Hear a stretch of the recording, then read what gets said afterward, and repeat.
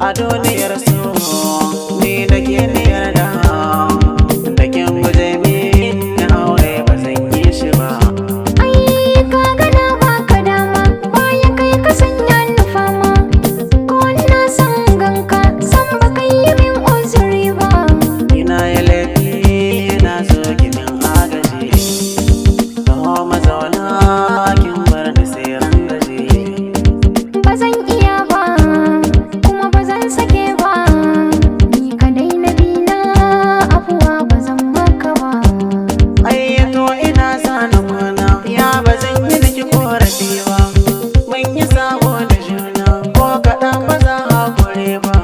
Akwai dalilai duk gasu na tattara in za ka ɗauka zan baka to ɗan jira.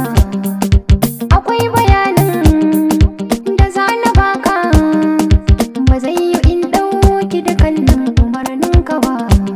Na ji karki manta da ne dai so ba zai taɓa hankali ba. Ba guje ne ki nema babu wacce na baiwa kaina. Duran fahimce na bibi ina kusan ka ina da kishin ka a raina da ba iyaka. To ki daina zargi da ke nake a zuciyata hali san kina martaba. Ai ni ba zan ya da kai ba murmushin kake ɗaya wakewa shakuwa ni da juna rabuwa ba za mi da kai ba. Na bayyana ke matsayin wacce zan adana ki zo mu zauna da sirrin ki zan ayyana. Rage tunani ba zan guje ba ni alƙawarana ya kanke ba zan barke ba.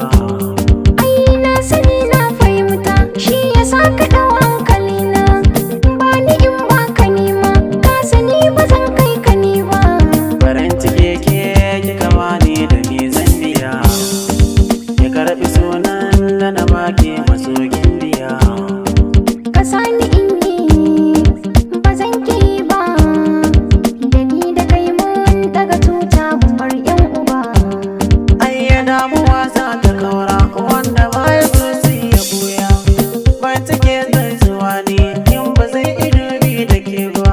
Farin ciki na in ka gudan ba zan rayu ba jinin jikina za ya tsaya ba zan tashi ba.